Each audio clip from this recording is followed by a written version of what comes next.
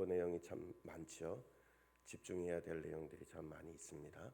그만큼 12월 한 달이 중요한 의미를 가지고 있습니다. 한 해를 마무리해야 하고 또 다음 해를 준비해야 되는 과정이 있기 때문에 여러 가지들이 복잡한 듯합니다. 여러분들 집중하시는 애가 있어서 하나도 소홀됨이 없기를 바랍니다. 주의 말씀을 함께 보겠습니다. 말씀은 사무엘하 16장의 말씀 5절로 14절까지입니다.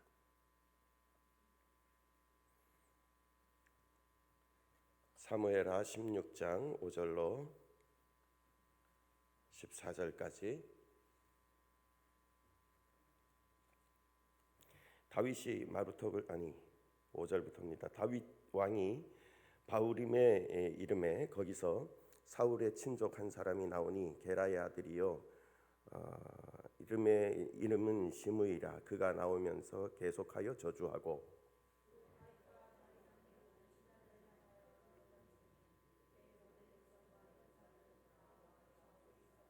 시므이가 저주하는 가운데 이와 같이 말하니라. 피를 흘린 자여 사악한 자여 가거라 가거라.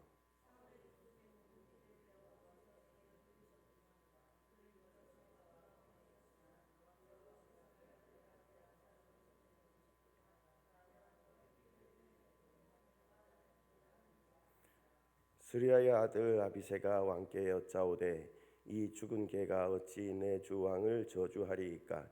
청하건대 내가 건너가서 그의 머리를 베게 하소서 하니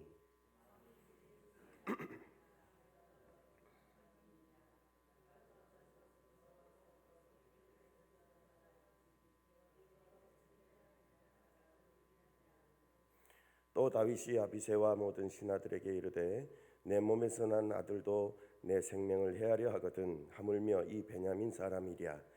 여호와께서 그에게 명령하신 것이니 그가 저주하게 버려두라.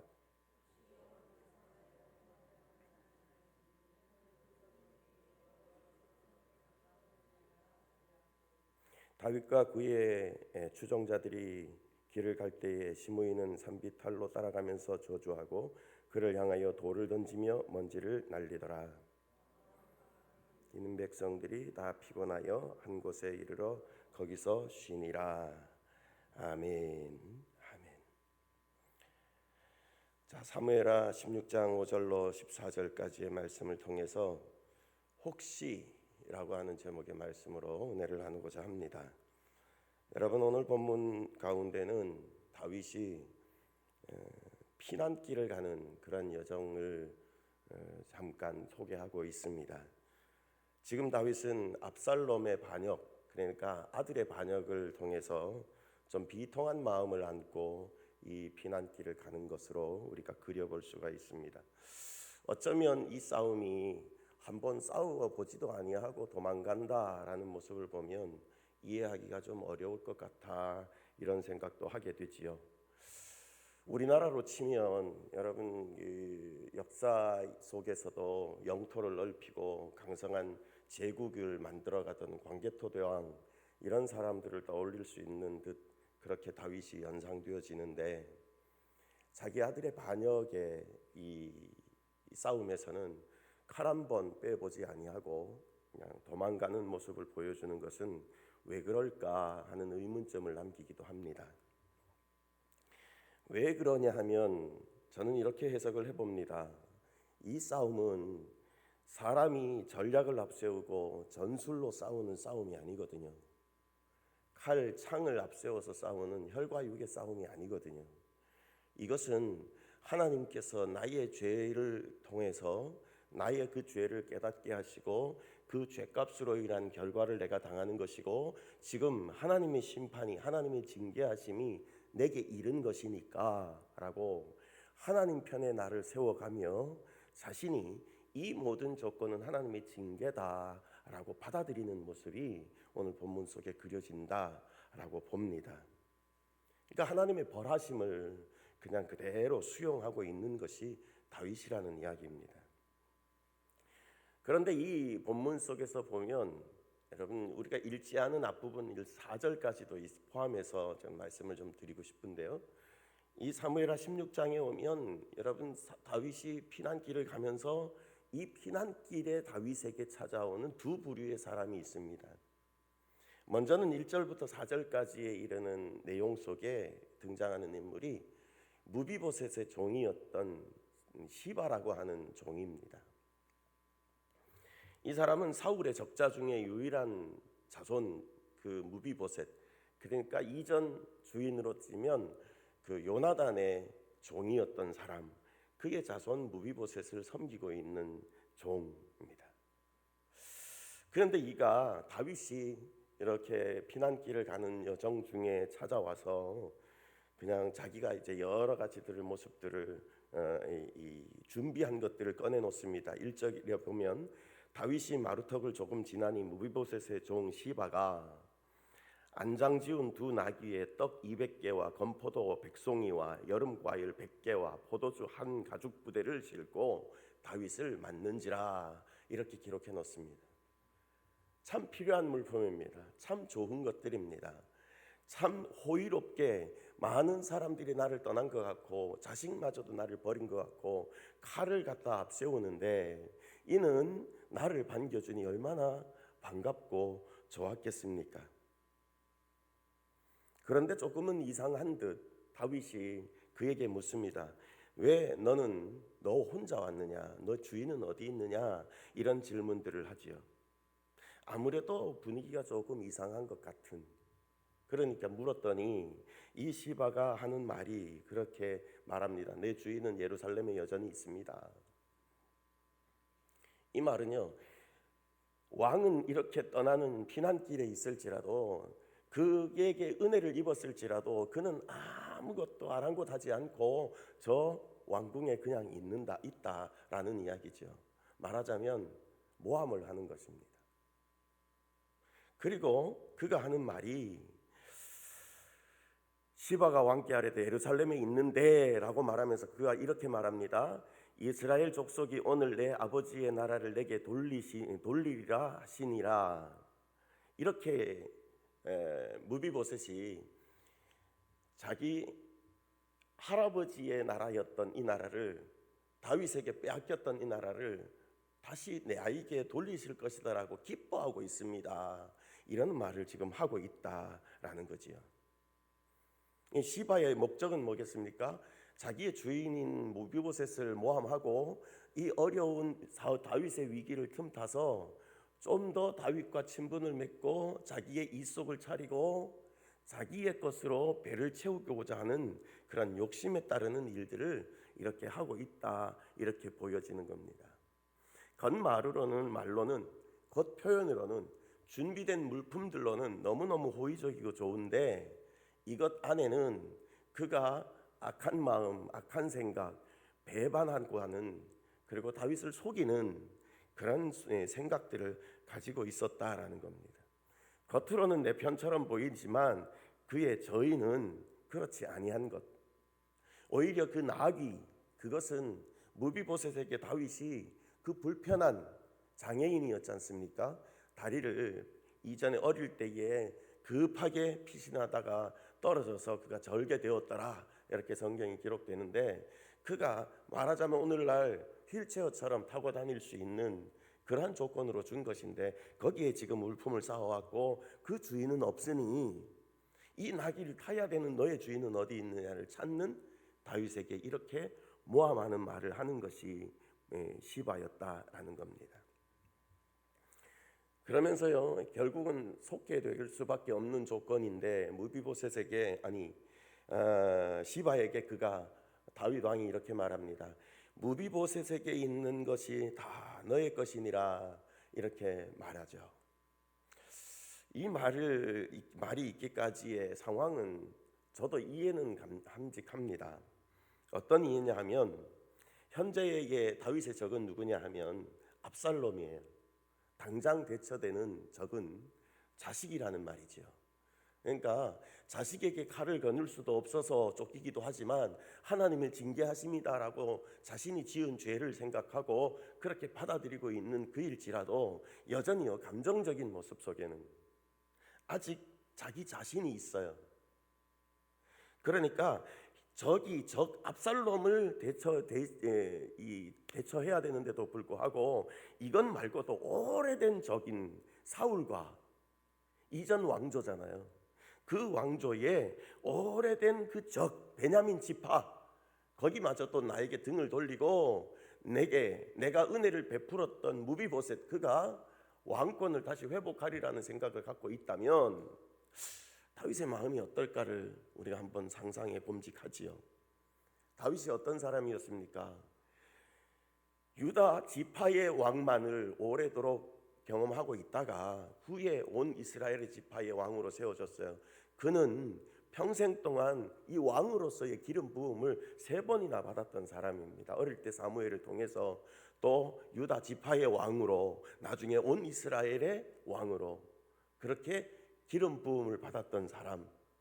그러니까 그가 평생의 나라적인 관념을 갖고 있었던 것은 무엇이었을까 하면 이 통합된 나라 이 자체는 하나님을 떠나서 살 수는 없는 하나님의 다스리시는 나는 대리 통치자의 역할 이것에 아마 집중되어 있지 않았을까 이렇게 생각을 합니다. 그런데 지금 베냐민 지파가 내가 지금 피난길에 나온 이 위기에 어려운 상황에 처해지자 수면 아래로 깔려있던 저들이 이미 이전에는 다 통일이 되었고 다 정리되었다라고 완성되었다라고 생각했던 그 나라가 지금 수면 위로 다시 떠오르는 다윗 왕가의 그러한 적이 보이고 있다라는 거지요. 그러니 마음이 하나님의 징계하심을 인정하면서도 속상한 바람에 무비보셋의 것이 다 네 거야. 여러분 이 말이 시바의 말이 진실인지 아닌지를 확인할 상황도 못 되었지만 어쨌건 이 상황에 이는 속고 있는 것입니다. 그가 말합니다. 내가 왕께 절하나이다. 감사합니다. 그렇게 표현하는 그 시바의 말이 예의 바르고 아주 고마운 말 같긴 하지만 아주 간교한 말로 여러분 다윗에게 들려지고 있기 때문입니다. 여러분 시바가 전하는 이 말이 정말로 진짜일까요? 시간이 조금 바쁘긴 합니다만 확인하고 갈 것은 확인해야 되겠지요. 여러분 사무엘하 19장으로 조금 더 진행해서 나가면 나중에 다윗이 이 위기를 극복하고 왕궁에 다시 돌아오는 상황이 주어져요. 돌아왔을 때에 무비보셋에게 하는 말이 있습니다. 19장 24절을 제가 읽어드리면 사울의 손자 무비보셋이 내려와 왕을 맞으니 그는 왕이 떠난 날부터 평안히 돌아오는 날까지 그의 발을 맵시내지 아니하며 그의 수염을 깎지 아니하며 옷을 빨지 아니하였더라. 이렇게 기록해 주고요. 조금 더 내려가서 29절에 왕이 그에게 이르되 내가 어찌하여 또 내 일을 말하느냐 내가 이르노니 너는 시바와 밭을 나누라. 이렇게 말합니다. 그리고 30절에는 무비보셋이 왕께 이르되 내 주 왕께서 평안히 왕궁에 돌아오시게 되었으니 그로 그 전부를 차지하게 하옵소서. 이렇게 말합니다. 여러분 종이 무비보셋을 모함했어요. 그것이 19장에 가서 뚜렷하게 다시 설명되어지는데요. 무비보셋은 다윗이 어려움에 처해지자 슬픈 나머지 어떻게 할 수 없는 나머지 몸을 꾸미지 않았고 마음으로 굉장히 아파했습니다. 그리고 왕을 맞으러 가려고 그랬는데 내 종 시바가 나를 속이고 내가 타고 가야 하는 그 나귀를 훔쳐가지고 간 거예요. 그리고 자기의 면모만 세우려고 앞서 나갔더라는 이야기죠. 그런 보고를 해주면서 이야기를 했더니 다윗이 조금 미안한 마음도 있고 어떻게 뱉은 말들을 책임져야 되겠고 그러니 시바와 너는 밭을 나눠라. 그러고 정리하는 겁니다. 그랬더니 무비보셋이 또 더하여 하는 말이 조금 전에 읽어드렸던 말처럼 괜찮습니다 왕이요. 왕이 처음 얘기했던 대로 시바에게 그거 다 주십시오. 저는 없어도 됩니다. 다만 왕이 왕궁에 돌아오셨으니 그걸로 나는 됐습니다. 그렇게 말하는 거예요. 여러분 이런 마음을 가진 무비보셋을 모함하고 있는 시바 그를 좀 자세히 쳐다볼 수 있기를 바랍니다. 자, 두 번째 사람이요 5절부터 우리가 읽었던 본문에 나오는 시므이인데요. 역시 사울 친족 중에 하나였던 사람입니다. 사울의 가문이 다 무너진 것 같았지만 수면 아래로 깔려 있었던 이 마음의 감정들, 우리가 옛적엔 왕족이었는데 이런 의식들이 이제 속속 다윗이 위기에 처해지자 이렇게 드러나는 겁니다. 자, 그가 말하기를 피를 흘린 자여, 누구의 피겠습니까? 사울 왕의 피입니다. 사악한 자여, 이렇게 말합니다. 이건 본문 속에 보면 벨리알이라고 하는 욕을 합니다. 벨리알은 신약 성경에서 해석을 보면 사단을 가르치는 그런 아주 저주스러운 이름이지요. 이런 말로 욕하는 겁니다. 왕을 상대로 말이죠. 그러면서 하는 말이 가거라 가거라. 이 뜻은 절대로 다시 돌아오지 마라, 너. 내 눈에 띄지 마, 너. 이런 소리예요, 여러분. 그러니까 대단히 저주스럽고 모욕스럽고 치욕적인 말들을 시므이가 지금 다윗과 그 일행들에게 퍼부어대는 것입니다. 그러면서 8절에도요, 내가 피 흘려 왕위를 빼앗더니 지금은 봐라, 너도 그렇게 됐지? 이렇게 조롱하고 있다라는 거죠. 여러분, 이 모습을 보면서 수리아의 아들 아비새는 저 사람, 저놈 내가 가서 당장 죽일 수 있습니다. 죽이게끔 내가 건너가서 죽이라고 명령해 주십시오. 다윗에게 요청하지요. 그러나 다윗이 그가 말합니다. 이것은 압살롬의 반역이 내게 징계인 것처럼 이건 역시도 시므이의 저주도 하나님의 징계로 보고 그것을 멈추게 하는 겁니다. 그를 읽어드리면 이렇게 말합니다. 그가 저주하는 것은 여호와께서 그에게 다윗을 저주하라 하심이니 내가 어찌 그리하였느냐, 내 할 자가 누구겠느냐, 이렇게 10절에 말합니다. 11절에서도요, 내 몸에서 난 아들도 내 생명을 해하려 하거든 하물며 이 베냐민 사람이야 여호와께서 그에게 명령하신 것이니 그가 저주하게 버려두라, 이렇게 말하죠. 여러분, 이 위기의 때에 두 사람을 대하는 다윗의 태도를 우리가 좀 정확하게 좀 볼 수 있기를 바랍니다. 하나는 자기를 선대하고요, 그러나 그 선대하는 사람에게 다윗은 속고 있습니다. 저주하는 사람에게서는 오히려 기분은 나쁘고 내 자아에 내 감정이 자꾸 솟구쳐 오르는 것은 사실이겠지만, 그러나 그 속에서는 다윗이 하나님의 뜻을 읽고 있습니다. 좀 아이러니한 이야기입니다만은 여러분, 오늘날 우리 삶 속에서도 이와 같은 일은 계속해서 벌어집니다. 우리 편, 내 편인 것 같은 사람들, 내가 위기에 처하고 그럴 때에 나에게 호의를 베풀고 여러 면들에 좋아하는 사람들, 그런 사람들은 내 편이라 역시 이 사람이야 라고 그 사람을 우리는 많이 신뢰를 하지요. 그 내가 어려움에 처했을 때 외면하고 나를 돌아보지 않고 나를 떠나고 그런 사람들에 대해서는 어쩌면 나도 저주스러운 생각까지도 할 때도 있습니다. 그러나 정말 하나님 편에 나를 세워놓으면, 다윗처럼 내가 생각한다면 그 중에 어떤 이가 내게 유익할까? 사람으로만 생각지 않기를 바랍니다. 정말 하나님 편에 나를 세워놓을 때는 이 사람이 내 편이든 저 사람이 내 편이든 상관하지 아니하고 과연 어떤 편이 나를 하나님의 뜻에 더 가깝게 만들까, 유익한 면을 좀 생각해 보면 좋겠습니다. 악한 일을 나에게 퍼부어대고 억울하게 만들고 이를 갈고 또 칼을 갈 만큼 그러한 감정이 일어나게 만들지라도 하나님을 깊이 알고 신뢰하게 하는 그런 상황이, 그러한 사람이, 그 사람이 오히려 내게 유익을 끼쳐주는 사람. 그래서 우리는 조금 지나치게 표현해서 저가 오히려 내 편이다 이렇게 말하면 참 좋을 것 같아 싶습니다. 그걸 오늘 저는 제목 삼는 혹시라는 단어에서 한번 찾아보려고 합니다. 그 뜻을. 여러분, 이 두 사람에게서의 오히려 선대하는 사람에게서는 속고 또 저주하는 사람에게서는 하나님의 뜻을 읽어내는 다윗의 모습 속엔 우리에게 성경이 말하는 바가 있습니다. 그것은 외모로 보지 말라는 얘기입니다. 겉으로 보지 말라는 이야기입니다. 그냥 눈으로 보이는 것으로 판단하지 말라는 이야기입니다. 과연 이 속에서 하나님의 뜻이 어디 있느냐를 발견하고 더 깊은 성찰의 눈이 필요하다는 것을 가르쳐 주는 것입니다. 여러분, 이 시바를 통해서는 발견치 못했던 일들을 다윗은 시므이를 통해서는 발견하는 모습을 다윗이 보여주고 있다면 오늘날 우리들이겠습니까? 우리들은 얼마나 많이 속을 것이고 얼마나 많이 하나님의 뜻을 찾을 것입니까? 그러니 우리도 늘 깨어서 기도해야 될 것입니다. 기도하면 이와 같은 신앙의 원숙한 단계까지 이르리라 그렇게 믿습니다. 혹시라는 단어가 12절에 기록됐습니다. 다윗이 말하는 것이 그렇습니다. 혹시 여호와께서 나의 원통함을 감찰하시니 오늘 그 저주 때문에 여호와께서 선으로 내게 갚아 주시리라, 이렇게 믿음을 가집니다.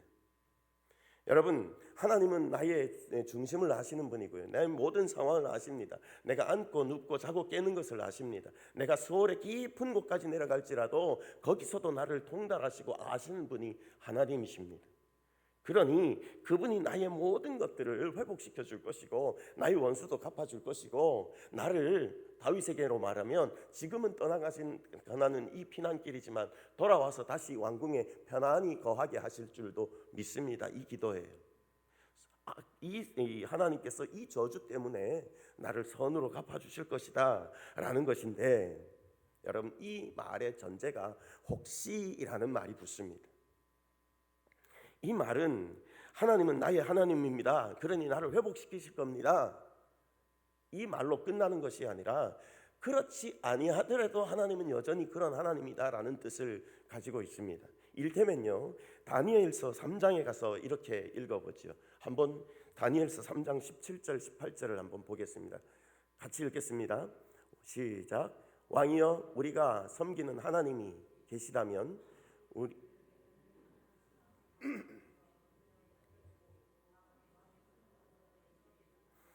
그렇게 하지 아니하실지라도 왕이여, 우리가 왕의 신들을 섬기지도 아니하고 왕이 세우신 금신상에 절하지도 아니할 줄을 아옵소서. 다니엘의 세 친구들이 하나님 앞에 작정하며 기도하고, 여러분, 이제 왕의 말을 거역했다는, 기도하는 것을 지키기 위해서 거역했다는 이유로 불풀무 속에 들어갈 때입니다. 하나님께서 왕이나 우리에게 풀무불에 그렇게 들어갈게 할지라도 왕은 그래도 하나님은 우리를 건져내실 겁니다. 그러나 우리를 그렇게 건져내시 아니하실지라도 우리는 왕의 진미를 먹지 않을 것이고, 우리가 여전히 기도하는 것을, 우리가 하나님을 신뢰하는 것을 놓지 않을 것입니다. 이 고백이 다니엘의 세 친구들의 고백이었습니다. 여러분, 이러한 신앙의 결단이 다니엘의 친구들 이전에 훨씬 더 앞서서 다윗에게 있었던 고백이 바로 이 혹시라고 하는 고백입니다. 하나님은 나의 원통함을 들으실 겁니다. 나를 회복시켜 줄 겁니다. 그러나 그렇게 아니하면 그 하나님은 나의 하나님이 아닙니다. 나는 하나님을 믿지 않을 겁니다. 나는 하나님을 신뢰하지 않을 겁니다. 그 얘기가 아니고, 그럴지라도 하나님은 여전히 내가 신뢰할 만한 하나님, 내가 떠나지 아니해야 할 하나님이라는 고백이 여기에 있습니다. 그러나 혹시 나에게 은혜를 베푸시면 선으로 갚아주실 것인데 그 하나님을 내가 섬기고 있으니 감사합니다, 그런 뜻이겠지요. 여러분, 정리합니다. 시간에 쫓기다 보니 그냥 좀 어설프게 전달해 드린 것 같아 송구합니다만은, 여러분, 우리의 삶을 살아가다 보면 다윗 같은 상황을 직면할 때가 많이 있습니다. 우리는 더 낮아질 수도 있고요, 더 깊은 나락에 떨어져서 실패할 수도 있고요, 바닥난 인생이라고 실망하며 낙담할 때도 있을 것입니다. 그러나 더 이상 낙담하고 실망할 필요가 없을 겁니다. 하나님의 뜻을 발견하고자 하고 그분을 신뢰하는 자리에 있다면, 여러분, 우리는 더 이상 그것이 실패의 자리가 아니리라 믿습니다. 다윗이 지금 이 모든 상황은 하나님께서 징계하는 것이고 하나님께서 하게 하시는 것이니라고 그대로 수용하고 받아들이면서 이 모든 상황들을 회복시키실 하나님만을 신뢰하고 기대하는 그 믿음을 가졌다면 우리가 다윗을 어찌 실패한 자라고 말하겠습니까? 여전히 우리는 그 다윗을 다루고 좋아하고 그 모습을 본받기를 원합니다. 그 다윗이 위대한 사람은 아니지만 그 배면에서 그러한 연약한 사람일지라도, 그러한 악한 일을, 죄악을 저질렀을지라도 그 속에서 그를 회복시키시고 그를 새롭게 하며 그를 통해서 하나님의 나라를 이루어 가시고자 하시는 하나님의 역사하심이 오늘 우리가 붙들어야 할 약속의 하나님이라는 것입니다.